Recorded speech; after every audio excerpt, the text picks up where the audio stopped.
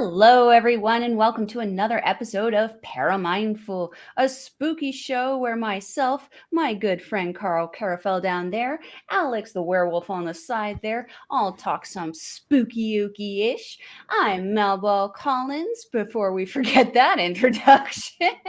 And today we have an amazing episode set up for you. But before we get into that, Karl, my friend, how are you doing today? I am doing absolutely fantastic. It Yeah. is, yeah, it's bloody cold outside, but it's all right. I'm inside a nice warm house. Yay. And Alex, how are we doing today? Any fires started in the countryside? No. Good. Believe it or not, I am off call, like off my standby schedule until May. Amazing. Yeah. Tremendous. Other than that, I'm doing really, really well. I've been making epoxy furniture. You know, that fancy epoxy river tables and stuff. Just keep them Fun busy. times, fun times. Hopefully we'll start seeing some of that maybe popping up in your Instagram that I keep tagging you in. That maybe we can get some of the beautiful people buying some of your furniture there. Maybe. Hey, you never know. You never know. We'll see what happens. We'll see So, what as I happens. mentioned, we have an incredible episode set up for you today. Going into the February month, some time of love. We've got the one power couple that I could really think of coming. Uh-oh. I got a fingered. I was drinking. I forgot to ask you how you're doing. Hey, I'm doing good. I'm rocking an alt girl look today. I cut out my shirt for the special occasion, and we're doing pretty good. I even got my lips drawn on nice. Me No too. mistakes, and not on my teeth. It's a good day. It's a good day. It's like I have lipstick, but it's not lipstick. It's like a carpet. That is a very well taken care of beard, my friend. You're doing very well. Anyways, continue. Sorry. No worries, no worries. So we're going, as I mentioned, into the only power couple that I could think of coming into any kind of spooky ooky paranormal weirdness as my cat starts howling in the background here.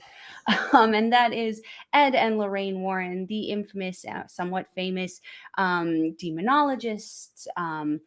Lorraine being a professed clairvoyant, Ed himself also being what Alex and I consider ourselves sensitive to the energies, auras of places, people, things, etc., etc. So let's get into it, you guys. Ed and Lorraine, I mean, they have quite the history. I mean, we can look into the cinematic kind of Hollywood right now and see the massive series of their movies that have come out: The Conjuring, The Nun, Annabelle, and its various conceptions, prequel, sequel, blickety blickle. And I think we have the Nun 2 coming out this year. Also, There's where we see the conclusion of what happened with that first one. For anyone who hasn't seen it, we're not going to spoil it for you. there's other ones as well. There was one where I think it was like where the nun began, and there was Yes, also the new. I want to say the newest one, but I can't be for certain. The devil The made me do it. Conjuring 2. Yeah, the devil made me do it. So And then there was also La Llorona in there somewhere. Like, I'm gonna correct you. You said the infamous, possibly or slightly famous. I believe it should be the other way around. I would say that they're yeah, famous, probably. slightly infamous. But I mean, Yeah. It again, it depends on depends. what perspective you're I was looking gonna at, say it right? depends on how you look at things and how you weigh the situations that we are going to bring up eventually. So we are going to get, as we mentioned, talk about Ed and Lorraine and their humble beginnings in this episode. So Ed himself, just pulling up my notes here. Where are we? All right, there we go. Ed Warren was born September 7th, 1926, in, I believe it was Connecticut. Connecticut? Yes, Bridgeport, Connecticut. Ed himself started seeing what he would consider spirits and apparitions at about age 5 that he remembers. And he described his first apparition as actually the dead ghost of his dead landlord, who had died very recently. And she appeared to him in a very translucent form, with a black lace kind of hanging over her face. This was something he obviously had spoken to his father about. but was told to not really kind of bring it up. He kind of grew up in this time period where this kind of stuff was very hush hush. It wasn't considered something that you really talk about. Very, what's that word? Taboo? Is that still a word that we use? I think it's probably still that same way. To an extent, Just yeah, yeah. just knowing what his religious background is, Hmm. how Yeah. it's Hmm. very similar to mine. I mean, I guess my previous one, anyways. I guess Hmm. um, it's still taboo, legit. Hmm. Yeah. Hmm. Let's Which keep your is mouth very shut. interesting. Yeah, yeah. It's really messed up because you would think that a gift is given by somebody Hmm. upstairs, and they're Of like, all the no, things we celebrate, keep it shut, hide it away, don't tell anybody. Yeah. it's So almost like Frozen. sure. You know? Elsa, we're all Elsa, and we just gotta hide that stuff, you know? Let it go, let it go.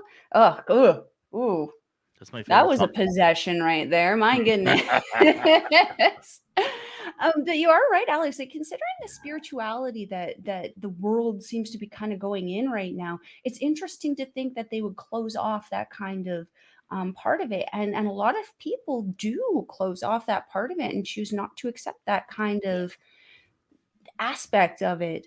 Um, Getting back to Ed here, though, Ed became interested in more spiritual kind of things, hauntings, that kind of thing, upon hearing his father over talk with a priest in one of the churches that he was in about the possession of a man who would actually take on the likeness of a pig. And this was something that absolutely fascinated Ed. He had never heard of anybody acting like this. So to think that spirits or anything could actually make a human being look like this or appear like this was absolutely fascinating to him. And it was at this point that his interest in spirits, demons, and this kind of stuff really started to take root in him. And as he got older, he chose to kind of investigate this a little bit more. Um, Carl, you had mentioned you had some information too on Ed. Do you have anything else to add to his childhood here about the possession and the apparitions that he was seeing? Yeah, I definitely do. So to kind of further along the 5-year-old Ed Warren. Mhm. So it started as he was in his bedroom, apparently removing his shoes for the day, and his closet Mhm. actually opened. Which obviously, if your closet starts opening, you're going to be a little freaked out. Um, Mhm. it started as just an orb, just a small orb about the size of a quarter, that Mhm. eventually grew to become fully illuminated and the size of an actual person, which just as you said, he could then see the apparition of the old landlady who had died a year prior Mhm. standing there in front of him. um, the other big notable one that I was able to find in his dreams and apparition seeing Mhm. Mhm. was where he actually saw a nun, and he continued to see this nun, and this nun would actually talk to him, and it got to the point where he talked to his dad about it and described in detail what this nun looked like. And to Ed's father's surprise, it actually turned out to be what they believed to be his aunt, Ed's aunt, who had passed away before Ed was even born. But he was able to describe in detail exactly what she looked like because this nun would sit and talk with him continuously, to the point where this nun actually gave an omen, per se, where the Mhm. nun actually had told Ed that later on in life he would actually be working with priests. Not that he would become a priest, but that he would be working very closely with priests. So that's what I have Mhm. for his younger days. I mean, besides the fact that, like all of this crazy weird stuff is happening inside his house, that Mhm. when Mhm. his parents were gone and he would come home from school, it was not uncommon for him to sit outside his home and not Mhm. go inside until his parents got home. I don't fault the kid for that. Yeah. Mhm. Mhm. Same, same. And like myself, like having certain fears of certain places in my home, I was very much the same. Meaning, if I could avoid it, if I didn't have to go inside, I could stay outside. I'd definitely do that. Very relatable. Um, yeah, and to think that he was having this foreshadowing dreams from his aunt to kind of almost lead him down the path that he was almost seemingly destined to be down. Very, very interesting and intriguing. Um, yeah, and you actually fed into the next part of my notes with Ed, so that was absolutely perfect. Good job, Carl. Alex, you're looking a little confused over there. What do you think about that? No, I just got squinty eyes. No, I'm just kidding. I I was thinking to myself, first of all, were lotteries around back then? I'm assuming they were, maybe not, who knows.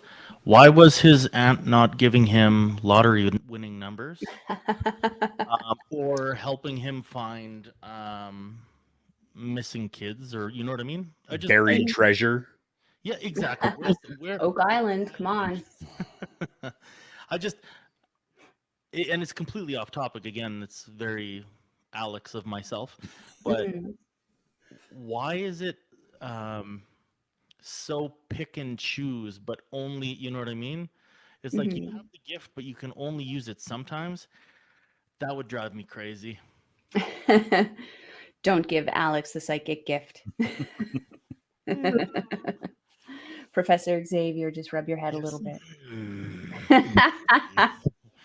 uh, I think just to kind of build on that for a moment, I think that mhm, it might even be a situation of um, when you are a spirit of whatever sort that mhm, you're able to do a few things, but not things that will change the course of Yeah, what is supposed to happen, maybe. mhm, like So maybe. if kind of telling different things, telling where to find that buried item or something Right. like that would, mhm, change the course of what is supposed to happen in that person's history, that's like mhm, a no-no. Like there's But rules or something for the netherworld. yeah, it Okay. could very well be, right? Like that's the Well, only that thing makes that I sense. can really think of is that, That makes sense. mhm, Absolutely. yeah, you can mhm, tell him this because this is destined to happen, Right. right? mhm, But you can't tell him where the treasure is because that's not in his future, mhm, right? mhm. Fair enough. That makes sense. Yeah. Yeah. Yeah, yeah. Also priority, right? It's like we have to the priority of the spirit would be ensure the success of the living human being as opposed to um, maybe necessarily giving closure to someone who they don't know either. Um, Well, I but don't know. If I want a monument of myself built, I think I'm going to tell somebody where to find that buried treasure so that they build a hey, monument she for was me a and have the money nun, to do it. though. Put She my name was a on the bench. nun. She was taught not to have those materialistic wants of grandeur on earth or this plane. That's right. And she's not on this plane anymore. That's So she right. can have it And I can all. have whatever you want. It's true. It's true. So we're going to move on to Lorraine here. Lorraine Warren was actually, her name didn't change too much when she got married. She went from Morin to Warren. So born Lorraine Warren, she was born January 1st, 1927, also in Bridport, Connecticut. She grew up a little differently than Ed though. Ed kind of, that, blue collar kind of family. Lorraine kind of definitely a little bit more well off family. Was very, I don't want to say coddled, but encouraged to go into other activities. She was in an all girls Catholic school for her education. And this is where she actually started having, in her adolescency, especially, her clairvoyancy experiences where she would actually see not just people but like things in the future. When she realized that she had the ability to see this, a story she had mentioned was when she was in a courtyard in the Catholic school, and she happened to be staring up the sky and looking at a beautiful oak tree, and she could see this oak tree in such detail. She could see the veins on the leaves. She could see the birds sitting in the branches. She could see the insects climbing up the bark. And a nun walked by her and asked her why she was simply just staring up at the sky. And she said that, "Oh, I'm admiring this tree." And nun's like, there is no tree. Um, and essentially encouraged Lorraine to not mention this kind of visuals or seeing these kind of things to both the students or the teachers. And she did mention that she had actually, when she did mention this, she was actually sent to a weekend retreat where she was asked to pray in silence for the entire weekend to rid her of these visions. Repent! And it was at this point she also realized that she could start to see auras of people. So she could see the light kind of emulating around them, but again was discouraged from outwardly discussing this with people. Shut your garbage face. As a result of the the upbringing that she was in, which is very unfortunate considering what she ended up doing for the church and her and Ed subsequently. It's interesting to see that instead of initially saying, "Hey, this might be something useful and helpful for us," going, "You might want to shushish about that," and just kind of hope that the devil's not guiding your hand in that. Alex, you kind of been smirking about this. What do you guys think about that? Oh dear. Uh-oh. First of all, I come at this from a Catholic point of view. Anything that does not, it's going to come off wrong. Anything that does not fit their narrative. So people who can see things like clairvoyant or clairaudient people or clairsentient people, it's oftentimes it's, oh, that could be the sign of the devil. Let's put you in a room and you just pray the hell out of yourself. You know what I mean? So I don't think she would have ever been given that chance, because you just said like it'd be interesting if this lady had told her, hey, keep doing that. That would never have happened, especially from a nun. Just speaking from personal experience, even writing with a left hand, they would slap your hand with a ruler until you couldn't write anymore and you were forced to write with your right hand, because the left hand writing was the devil's hand. You know what I mean? It's just very archaic thinking, as opposed to nurturing somebody's skills and talents. It was kind of looked at like a glass half empty as opposed to a glass half full. I find that I find myself wondering how many people had been stifled through life and who have lost their ability to do things. You know what I mean? That's what the last one was just like, it doesn't matter what it is. It's just pray it away. If it doesn't fit, if we can't quite explain it, it's the devil. Although we do have shows nowadays, like have you seen Psychic Kids with Chip Coffee? He actually takes children and actually teaches them how to use their abilities. Right. And I appreciate Chip Coffee for doing that, because so being a kid who had a gift, you don't know.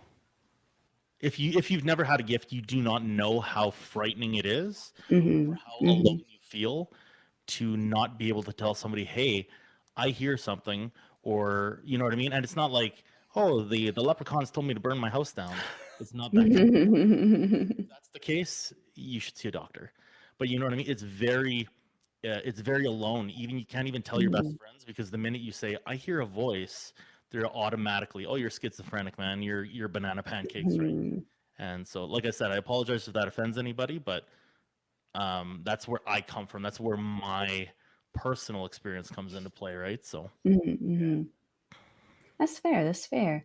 And Lorraine did kind of act like this. I mean, Ed also, it was kind of like a don't, say it to anybody kind of thing for the two of them growing up. And especially in this time period, I mean, it was a time period our parents grew up in. My parents are still very, very skeptical, despite, nurturing my unnatural obsession with the supernatural and paranormal here. So Ed and Lorraine, from what I could get about them, they actually met at a movie theater that Ed was working at as a little what was the term that they would use for what he did? Usher. Yes, that's the one. Back when there was like cute little professionalism in that, in the Little hats with the little hats and the Yep. like the little grinder monkeys. Um, walking around with peanuts and popcorn. So he actually met Lorraine there when she would actually go to a weekly movie with her mother.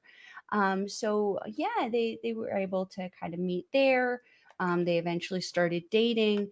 And subsequently, Ed joined the Navy during World War II. Um, Ed, and you guys also have the information on this. Was the collision before or after their marriage? I got this one. Okay, Uh, go for it, Alex. so obviously they were married in 1945, but Mhm, they were married in 1945 because Ed got 30 days of survivor's leave mhm. because his ship sank in the North Atlantic. Yes. And while he was on this leave, him and Lorraine got married. So it was Yeah. within those 30 days. So Perfect. Yes. Yeah, So it was. Oh, Ed go ahead. was 17 when he joined the army. yes. Right. So Mhm, 17-year-old to join the army. And I just want to bring this up, this wreck that happened, the collision that happened, because this kind of ties into another experience that Ed had as well, where, mm, the ship collided with an oil tanker. They were forced to abandon, and he was actually there with one of his friends, one of his comrades, and helping that person who was injured, keeping that person afloat. And obviously there's fire that's there's smoke that's happening, and they honestly thought that was it, that this was going to be it. Ed decided to kind of go back to his little bit of religious roots that he's got, and he actually said a prayer to the blessed mother. And as soon as that happened, it's almost like biblical, where like the fire parted, and then there was the Coast Guard ship to actually pick them up. And that was just another little thing that kind of helped solidify things for Ed during that time. And mhm. then, yes, obviously afterwards he got that 30 days to be able to go back. And from what I've heard from interviews that Lorraine has done, is that he kind of came back and said, if this happens again, I don't want that we are not married type of situation. So let's do this. And they got married. Mhm, mhm. And a year later, little Judy was born. So at least they were enjoying the married life, right? Right. Um, so as this couple kind of were doing their thing, they were both artistically inclined and started actually traveling around and selling their art for $3 to $5 a piece. I wonder how much it would Three go to for five nowadays. dollars a piece. If you had like an original Ed, how much is it going for? I'm going to Google this one. Ooh, that's a question. That's a trivia question. An original Ed Warren. Whew, that'd be pricey. That would be pricey. And I never Um, thought to look that up, but that's, That's yeah. neither did I. That's what yeah, I didn't either. I didn't either. To think that they were selling for $3 to $5.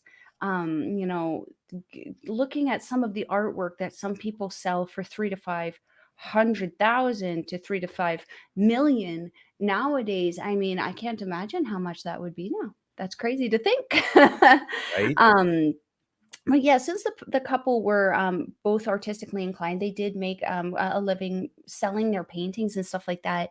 Um, Ed more so his landscape paintings, which were apparently very, very beautiful, especially to the tourists of the area. I was just He started to read about the hauntings and like places that were evidently haunted in the area in the newspaper, since this was before we had smartphones and easy access to the internet and stuff like that.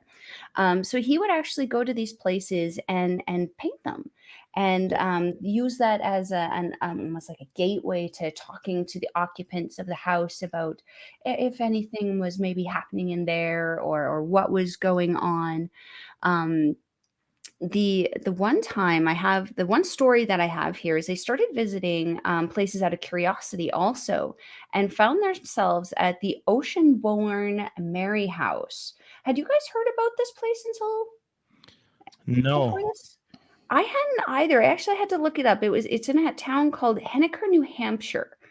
And I found their wiki page. It does actually have quite an extensive history of hauntings, and the house itself looks like something out of Salem, Massachusetts. Alex, you look like you have something to say there, man. I do. I'm looking at his art right now, and Mm, it's not phenomenal. It's nice. mhm, It's like, Mel, you've seen my paintings. It's very mhm, much like that, like, but more muted colors. It's very I want to say cartoony, mhm, but Mhm. mhm. not quite. Almost reminded me of the Scooby-Doo backdrops. Yes, very much so. It Mhm, was Yeah. it's dark like that. Like, but it's mhm. everything from like landscapes, and he's got this one called Witches, Are we and having it's technical got difficulties again? what's that? Every time we start talking some spooky-ooky-ish, we start having some kind of camera troubles. I have a special button down here that I press. No. Did you guys hear everything I said, or Did was we just do our episodic apology to George? yes? Yeah. Sorry, George. We're sorry, George. I should have stopped making fun of him that first time. I'm sorry. Do, no, here I am frozen again. But can you guys hear me? Yeah. I can definitely hear you. Okay, Yes. perfect. It's a lot. Obviously, it's Connecticut that he's painting, which I find Mhm, a very bizarre word because it's Connecticut. Anyways, but it's very muted colors, mhm. and most of it is landscapes, and then some of the things you're just looking at, they're all rather. They have a like an aura of creepiness to them for sure. Mhm, mhm.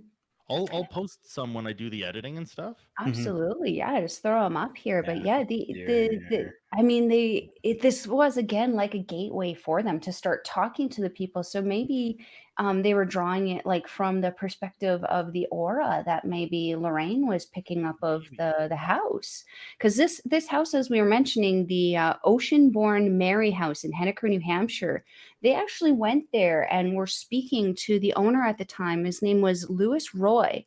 At the time that they were speaking to him, they actually noticed Lorraine actually kind of almost started acting like she was in a trance. And she started having a clairvoyant episode.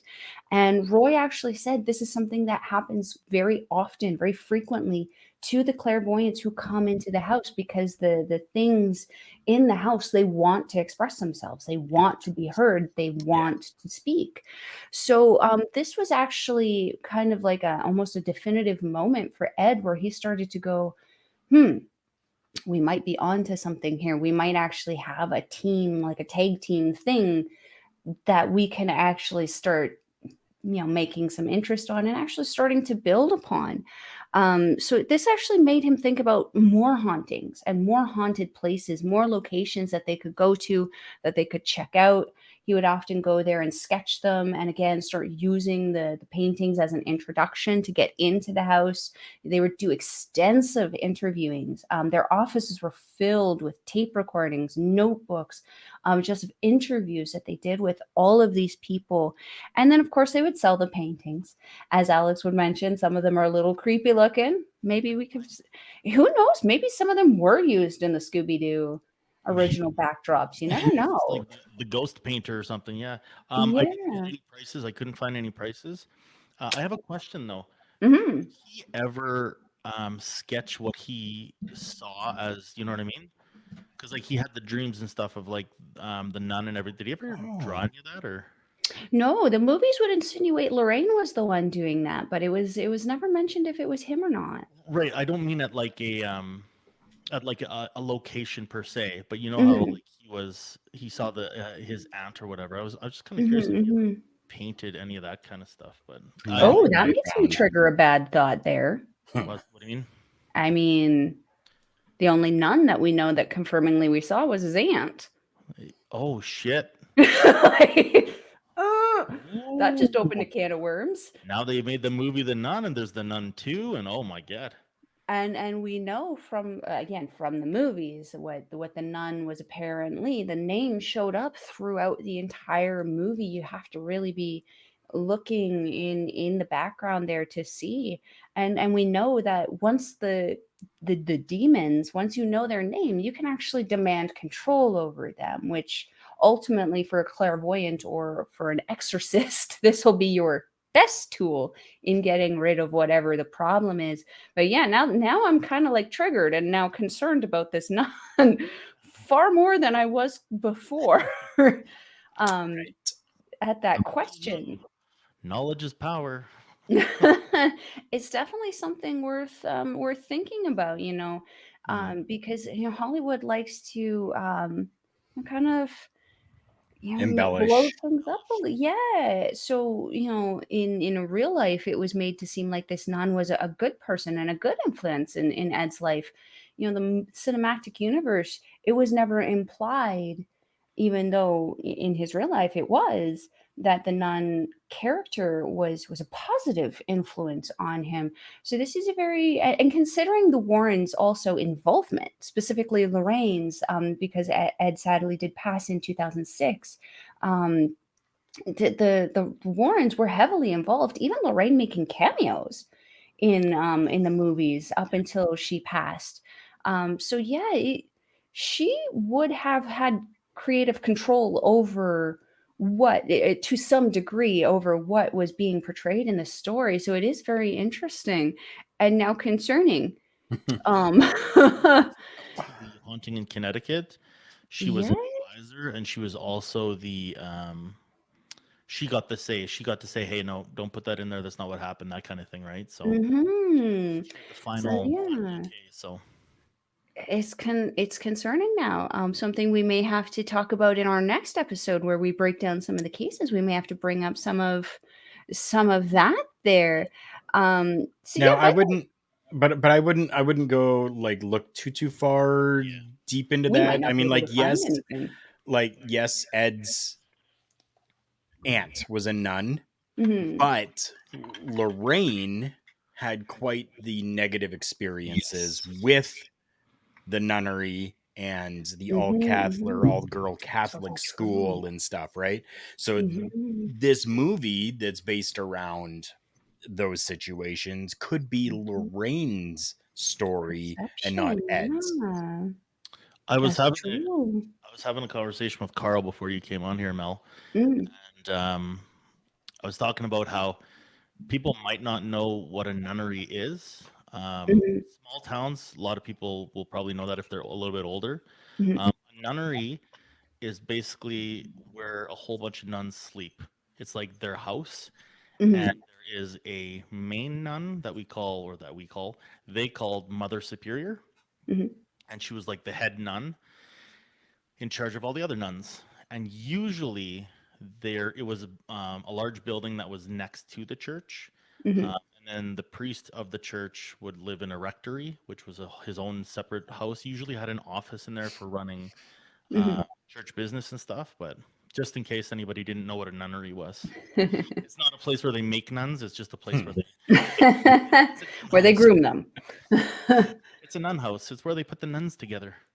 Yeah, it's like, and then they would have like certain places for education too, right? For them to like learn about like their prayer and. So usually, what would happen is they would go to for priests and for deacons and stuff, they would go to what's known as a seminary. I Mhm. don't know if that was the same thing as for the nuns. Mm. I'm not sure because obviously I'm not a nun. If you Can't couldn't tell. relate. um, but that's something I find out if you're ever interested. But I know Mhm. that they would take the vow just like the priests would, Mhm. and so they would to effectively keep them away from temptation. They Mhm. would all live 20, 30 nuns in a nunnery, also known as a convent. Mhm. But Mhm. depending on your religion and stuff, there's different wordage. But yeah, For sure, for sure. yeah. Yeah. Man, good. Okay, going back to these guys, going back to Ed and Lorraine. By the 1950s and 60s, they were kind of like that New England couple that everybody knew, that were like if you have they were like the Ghostbusters before the Ghostbusters were a thing. Before we had telephones to call the Ghostbusters, you called Ed and Lorraine Warren. They did have quite the reputations. Again, as I had mentioned, studying, documenting, interviewing every kind of thing that they kind of interacted with. Um, they soon discovered that a spirit could use the energy of the people around them to communicate. And this was when they would start using the verbiage of like attacks or oppression, possession. And they recognized that attacks usually happened in a purposeful way. So this is how they started kind of essentially building what I refer to as the template of hauntings, where people kind of go in, they establish communication. That's the word I was looking for. Establish communication, figure out the intention, and figure out if the attacks are with malicious intent or just simply, like kids, actual children, not things disguised as children, actually having fun and just being bored and not recognizing that they're dead. Um, so yeah, they as they kind of started figuring this out, they started writing books on it. Then the cases started coming, which obviously we are going to get into our next episode. But like, guys, the one last fact that I found out here is that half of Americans actually still believe that supernatural paranormal things exist. So yeah, how interesting is it that to think that the Warrens potentially buried that seed of belief in the 50s and 60s with their exploration and stuff like that. But that also being said, for much as they discovered, there was also a lot of controversy that kind of surrounded a lot of their investigations.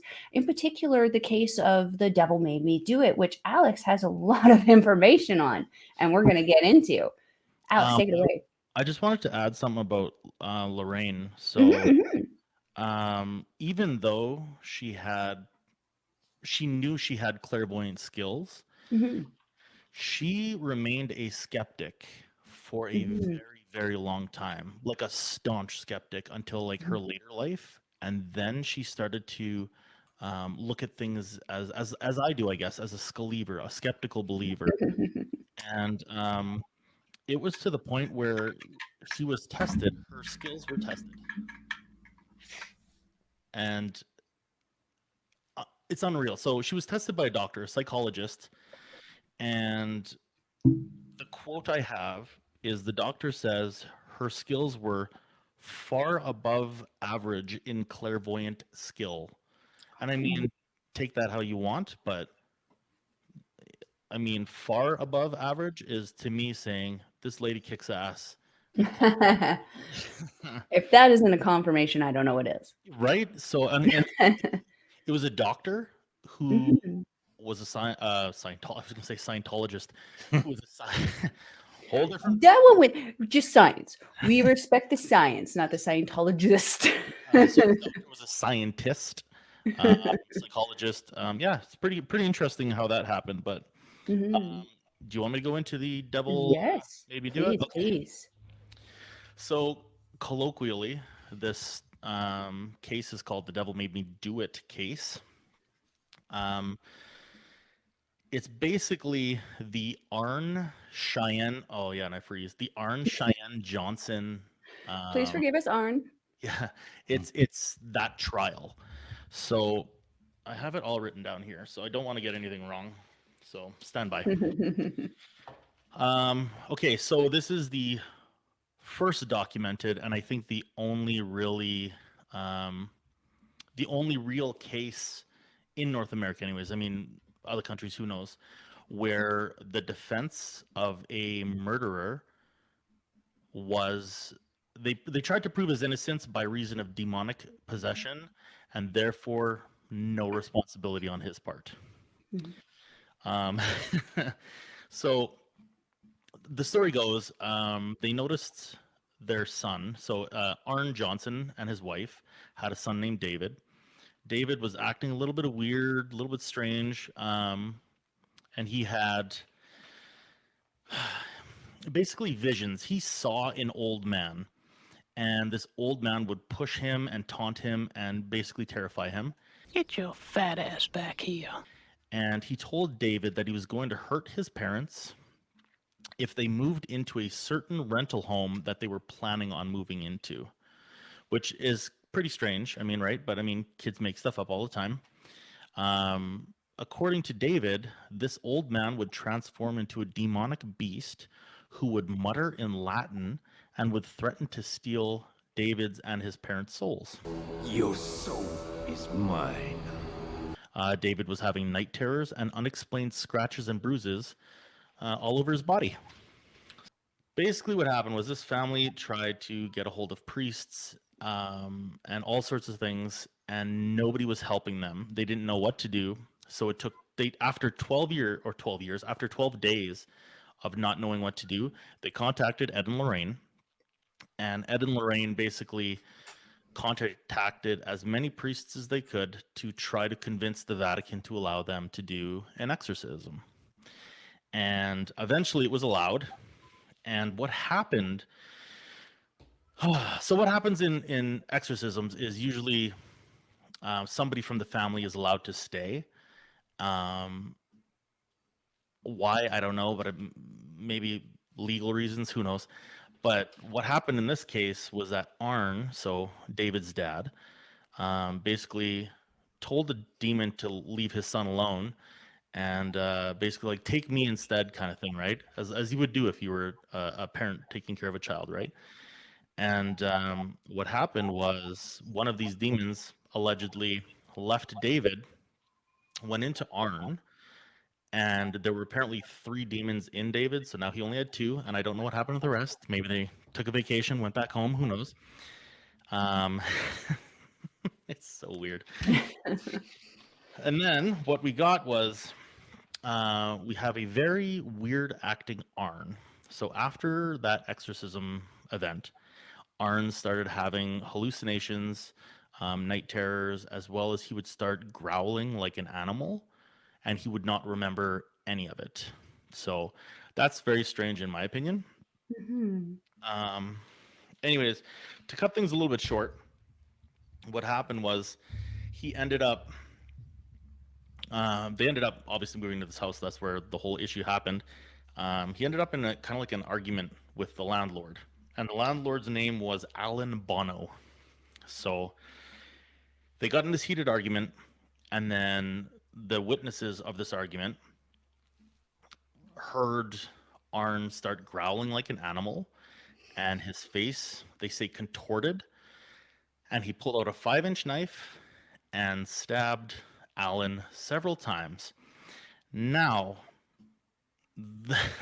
this is where it gets a little bit weird. So the doctor who took a look at Alan after he was dead, so a coroner, I suppose, or whatever, autopsy dude. This is his quote: "There were 4 or 5 tremendous wounds to the chest. One wound stretching from the bottom of his stomach to the bottom of his heart." Oh. To me, that's not a stab. That's kind of like a put it in and try to lift him. Anyways. That's a disembowelment is what that is. Yeah. Exactly. And I froze when that happened, so that's kind of creepy. More of the story is he did not get away with it. He did not get 1st degree or 2nd degree. It's so creepy that it freezes when I talk about this stuff. So they found him guilty, but they only found him guilty of 1st degree manslaughter, which had a sentence of 10 to 20 years, and he only had to serve 5 of those years, and then he was released. But this is the interesting thing. After he had killed Alan Bono, they had found him, was it 3.2 kilometers, or for the Americans, 2 miles away. Like he had just booked it. And they don't know if they booked it because he thought he was an animal or something, or just he didn't remember killing him, didn't remember running, nothing. Basically, he lost the court case because the, what would they call it, the prosecutor, whatever, claimed that the excuse of demonic possession is irrelevant and unscientific. And the it's so come on, computer, really? For sure. Anyways, the jury deliberated for 15 hours over 3 days, and they found him guilty, but not guilty of like first degree murder, second degree, whatever it would be, just first degree manslaughter. So Because manslaughter is like an in the moment kind of thing, right? Like, yeah, but it's also like they'll give a manslaughter charge to basically secure some sort of time for these people, because it's easier to prove manslaughter than it is to prove second degree or first degree murder. So instead of putting the guy away for 40 years, at least we got him for 20. You know what I mean? Like, it's that kind of thing. They'll go for something lesser if they're not 100% sure that they're going to get the big one, because if they don't get the big one, it's gone, right? So at least something is better than nothing. So that's often why there's plea deals and stuff. The people who take the plea deals don't realize that they have a really good case, and that we'll plead down if you whatever say you did it, we'll give you 15 years instead of 40, and all the person hears is 40 years, and so they're like, yeah, I'll take 15 for sure. Meanwhile, their lawyer could have gotten them off with like 4, so. So now, do we know why he only served 5 years? I tried to find why, and it did not tell me, so I'm not quite sure. The only thing that I saw in regards to his sentence is that it could be lessened if he was on good behavior. And that's what I'm thinking. I'm thinking it's good behavior because it wasn't. Which is interesting. Right, but it wasn't murder, right? It was manslaughter. So it's just like... You still killed a dude. No, right. And a kill is a kill, right? In legalese, manslaughter is a lot less criminally violent than second degree or first degree, right? So it's just like if you hit somebody with your car, you get vehicular manslaughter as opposed to like, or you could get causing bodily harm with the vehicle, that kind of thing. Depending on where you are, the wording is all different, but yeah. So how this kind of pertained to Ed and Lorraine is Ed and Lorraine actually came to the defense of this particular individual, saying that he was in fact possessed, and they had a doozy of a time trying to prove it. Because how do you do that? How do you prove if someone was of sound mind or not? How do you prove if when they did slip into that other kind of thing that it wasn't a mental kind of break? There's been points where I'm sure, in our lives, we can think back where we don't remember something happening because we just had that mental block of we just don't want to remember it, or maybe we can't remember it because it was traumatic or something, but it doesn't change that we still did it. Whereas like it sounds in the case of this person that they weren't themselves, and they weren't not themselves afterwards. I mean, this person straight up murdered somebody, regardless if it's manslaughter or if it's not, if it was, if he planned to kill this guy or if he didn't plan to kill him, he still murdered him, and he was still out in how many years? 4 years, Alex? 5. Is he frozen again? 5 years. I'm gonna put a cross on my. You need to put a cross on everything. Legit though, like I have an extremely fast computer, and it's like all the guts have been ripped out, and like we're just gonna see Alex looking like the Avatar with a cross on his head that just goes all the way back down the middle of it next time. Like there's absolutely no reason for this thing to freeze, and I just find it really bizarre how it only happens when we're talking about bizarre things. Like, who do we need to apologize to get that to stop? The first time, man. Did we have to apologize to Annabelle? Is that what we need to do? I don't know. Creepy doll thing. The power of Christ compels you to shut the heck up in your little box there. Piss the hell off, yeah. Oh, we will be getting into that kind of spooky stuff next time with Annabelle. But the case of the devil made me do it was something that was very controversial for the Warrens because the public is still very very divided on it, and it's even something I've discussed with my parents who were alive and knew about this case and had heard about it. My parents both, as I'd mentioned, very skeptical. My father looks at that and goes, he just straight up murdered the guy, and he didn't even have to serve a lot of time for it. Is how my parents feel about it. They think that the guy was of sound mind. He made a choice. It was a poor one, and it resulted in the death of an individual. I'm not so sure that the case itself is a very, very odd one, to be fair. And, when you have a lot of skeptics who are just very adamant that's not even a possibility that this person could have been manipulated by something other than their own thing. I mean, what can they really do? Was this the case where the controversy with the book came out, Alex, with the haunting or darkness in Connecticut? Was that what it was called? Yes. Yeah. I believe it was that the author of that was paid to kind of write down the findings of this.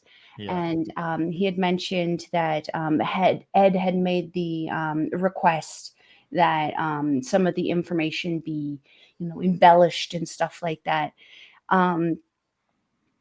What do you guys think about that? Because I have my own opinion on that. Carl, what do you think about that?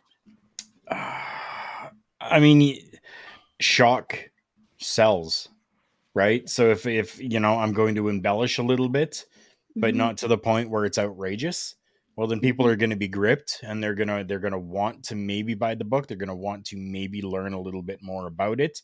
They're Mhm. maybe going to want to visit their research facility and maybe Yeah. learn a little bit more and spend some money.